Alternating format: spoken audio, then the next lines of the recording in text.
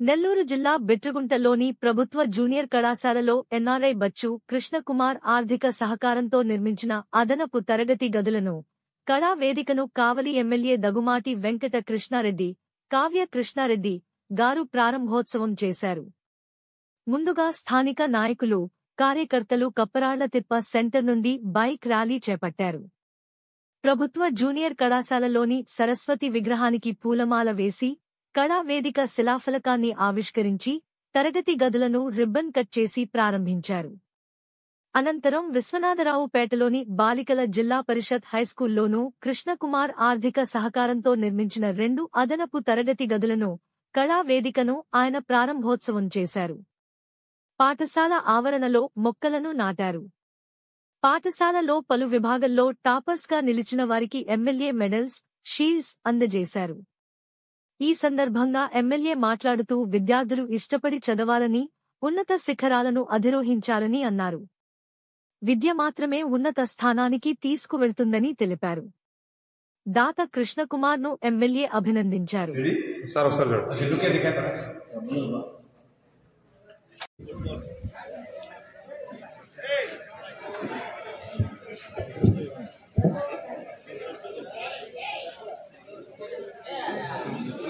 మనం ఇంట్లో తినేదానికంటే పిల్లలు తృప్తిగా తినాలనే ఉద్దేశంతో చాలా జాగ్రత్తగా చూసుకుంటున్నాం. దయచేసి మీరు మీ బిడ్డల్ని మా కళాశాలలో చేర్పించండి. మీరందరూ ఆదరిస్తే ఒక మంచి కార్యక్రమం, భావితరాలకి మార్గదర్శిగా, గురువుగా, ఒక నిలయంగా ఉండాల్సినటువంటి ఒక ప్రాంతంలో నన్ను ఆహ్వానించి ఒక మంచి కార్యక్రమానికి నాంది పలికిన ఈ కాలేజీ ప్రిన్సిపల్ నా శిష్యురాలు విజయలక్ష్మి గారికి, ఖండాలు దాటినా, దేశాలు మారినా జన్మస్థానాన్ని మర్చిపోకుండా జన్మభూమి కోసం పరితపిస్తూ గుంటూరు బాగుండాలి, నేను నడియాడిన ప్రాంతం బాగుండాలి, నా తల్లిదండ్రులు జీవించిన ప్రాంతం బాగుండాలి, విద్యాబుద్ధులు నేర్పిన కళాశాల బాగుండాలి, స్కూల్ బాగుండాలి. మనసుతో బచ్చు అమర గారు ఒక కార్యక్రమాన్ని వాళ్ళ తండ్రి పేరు మీద చారిటబుల్ ట్రస్ట్ని ఏర్పాటు చేయడం చాలా గొప్ప కార్యక్రమం. తండ్రులు ఆస్తులు ఇవ్వలేదు అని కొట్లాడుకుంటున్న ఈ రోజుల్లో తండ్రి యొక్క పేరు ప్రఖ్యాతుల్ని ఖండాంతాలు దాటి ప్రజలకు అందించడం, ప్రజలకు గుర్తు చేయటం ఒక మంచి మనసున్న వ్యక్తులే కొంతమంది చేయగలరు.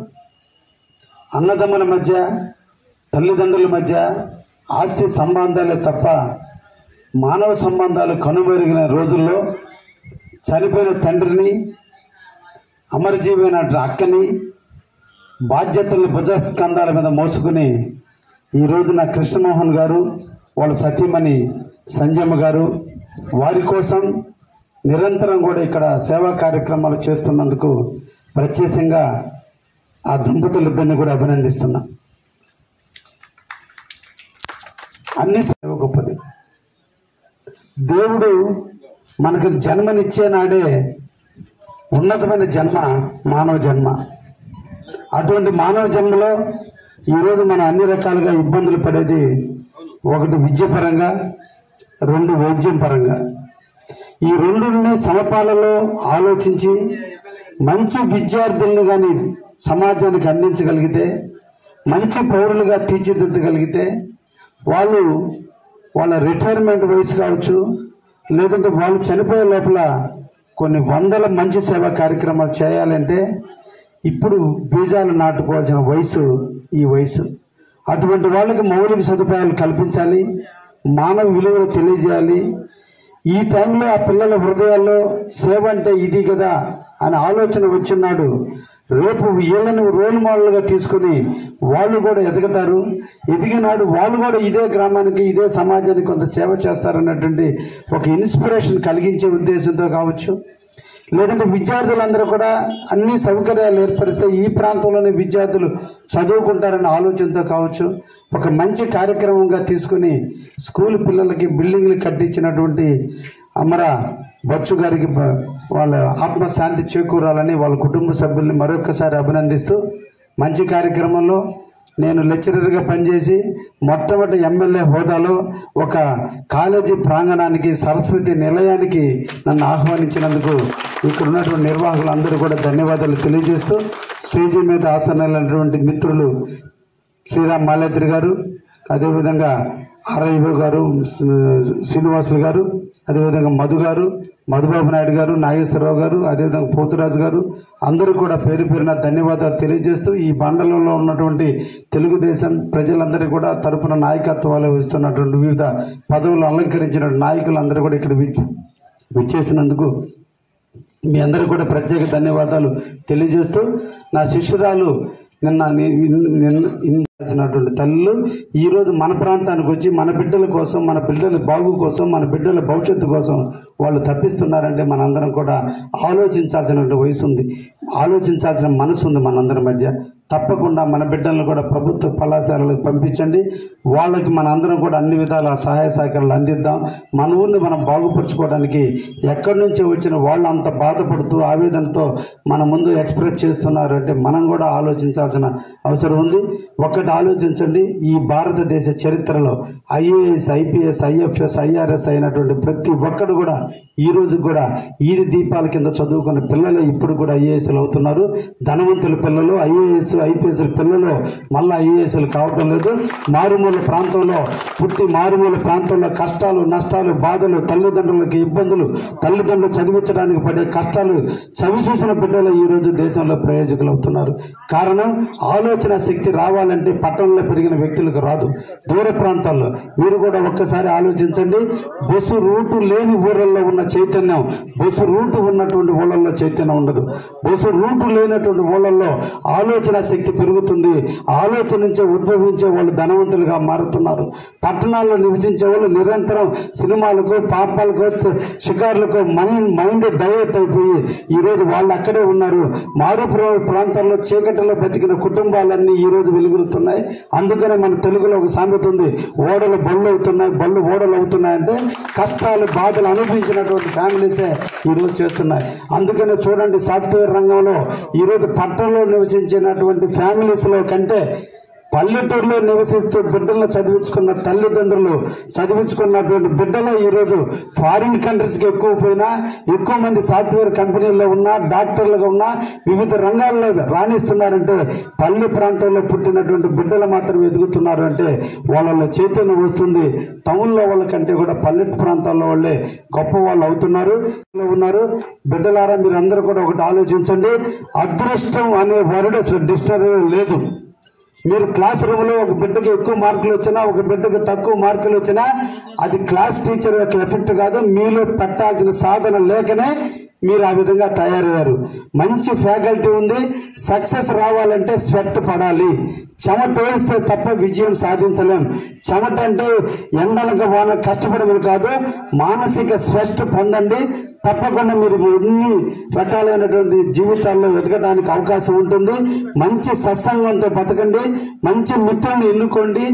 స్నేహితుడు కాదు కావాల్సింది, మీకు మంచి మిత్రుడు. అంటే నీ చనిపోయేంత వరకు స్పిరిట్ లో ఈర్ష్య, ద్వేషాలు లేని మనసుని పెంచుకోండి. తప్పకుండా మీరు ఉన్నతమైన శిఖరాలకు ఎదుగుతారు. ఈ రోజు మనం రోల్ మోడల్ గా తీసుకునే ప్రతి ఒక్క వ్యక్తి యొక్క జీవితాన్ని తీసుకుంటే వాళ్ళందరూ కూడా ఏకాగ్రత ఉండబట్టే ఉన్నతమైనటువంటి విలువలతో ఉన్నతమైన స్థాయికి ఎదగడం కూడా జరిగింది. అందుకని మంచి సత్సంగంతో జీవించండి, మంచి వ్యక్తులతో స్నేహం చేయండి, మంచిగా బతకండి. ఉన్నతమైనటువంటి విలువలతో మీరు అభ్యసించితే తప్పకుండా విజయం మీ వైపు ఉంటుంది. అదృష్టం అనేది ఎవరి చేతిలో లేదు, మన చేతుల్లో ఉంది. మన మనస్సాక్షి మన అదృష్టం. మన మనసును కంట్రోల్లో పెట్టుకుంటే, ఈర్ష్య దేశాలకు దూరంగా ఉంటే, ఒకరి మీద ఇబ్బందులు ఎప్పుడు నిరంతరం ఒకరి గురించి ఆలోచించకుండా నా ఎదుగుదల, నా కోసం నా తల్లిదండ్రులు కష్టపడుతున్నారు, వాళ్ళు ఎండనక వాననక పొలం గట్ల మీద తిరిగి ఈ రోజు మనం చదివించడానికి అప్పులు చేసి చదివిస్తున్నారు. వాళ్ళని ఏదో ఒక రోజు వాళ్ళ కళ్ళల్లో ఆనందం కోసమైనా మనం చదవాలి. మన జీవితం మనం వెలుగులు తెచ్చుకోవాలి. ఈ రోజున మీరు కష్టపడితే రేపటి సుఖం. ముఖ్యంగా ఈ రోజున విద్యార్థులందరూ కూడా 18 సంవత్సరాలు పరిపక్వత రాని దశలో మీరున్నారు. రేపు పరిపక్వత ఇచ్చే దశకి మీరు మారబోయే దశలో ఇప్పుడే మీరు క్రమశిక్షణతో ఉండాలి, ఆలోచన శక్తిని పెంచుకోవాలి, తప్పుడడుగు వేయకూడదు, అందరితో కూడా లేనిపోయిన భాషలు మాట్లాడుకోకుండా మంచి జీవితాల కోసం ఇప్పుడు కష్టపడండి. ఈ రోజు మీ కష్టం రేపటి మీ వెలుగుకు దారి తీస్తుంది. ఈ రోజు మీరు పడే తపన రేపటి మీ ఆనందానికి దారి తీస్తుంది. మీ కళ్ళ ముందు 50 సంవత్సరాల ఆనందం రావాలంటే ఈ 3-4 సంవత్సరాలు మీరు చీకటిని అనుభవించండి. చీకటి అంటే అర్థం అన్నిటినీ, బంధుత్వాన్ని, స్నేహాన్ని, సినిమాల్ని, సెల్ ఫోన్ని అన్నిటిని పక్కన పెట్టి ఒకే ఒక ఏకాగ్రత మీరు చదివి ఒక ఉన్నత స్థాయికి వస్తే మీ జీవితాలన్నీ కూడా 50 సంవత్సరాలు మన బచ్చ అన్న కృష్ణమోహన్ లాగా ఈ రోజు మీకు అందరికీ రోల్ మోడల్ లాగా రేపటి రోజు ఇదే స్టేజ్ మీద మీరు గెస్ట్ గా వచ్చే విధంగా ఎదగాలంటే ఇప్పుడు మీరు కష్టపడండి. ఈ స్వెట్ నుంచే మీకు సక్సెస్ వస్తుందని మిమ్మల్ని అందరినీ కూడా ఆశీర్వదిస్తూ ఒక మంచి కార్యక్రమంలో పాలు పంచుకునే దానికి నాకు అవకాశం కల్పించినటువంటి మీ అందరూ కూడా ముఖ్యంగా ఈ అధ్యాపక బృందానికి ప్రత్యేకంగా అభినందన తెలియజేస్తూ, తల్లి నీ కష్టం, ఏ తల్లి కష్టపడిందో ఆ తల్లి బిడ్డలు సాగుతుంది. మా విజయలక్ష్మ కష్టం ఈ కాలేజీకి సంఖ్య పెరిగేదానికి నాంది పలుకుతుందని కూడా ఆశీర్వదిస్తూ నాకు ఈ అవకాశం ఇచ్చిన అందరూ కూడా ప్రత్యేకంగా ధన్యవాదాలు తెలియజేస్తున్నాను.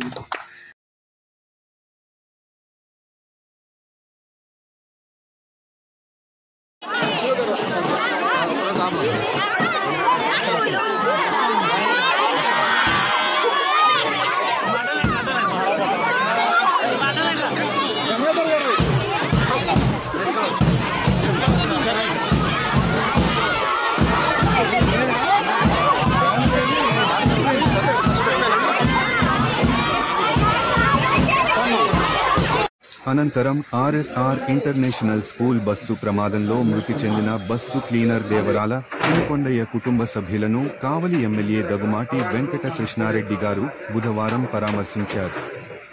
బోగోలు యాదవపాలెంలోని దేవరాల చినకొండయ్య నివాసానికి వెళ్లి వారి కుటుంబ సభ్యులకు తన ప్రగాఢ సానుభూతిని తెలిపారు. కుటుంబానికి అండగా ఉంటామని తెలిపారు.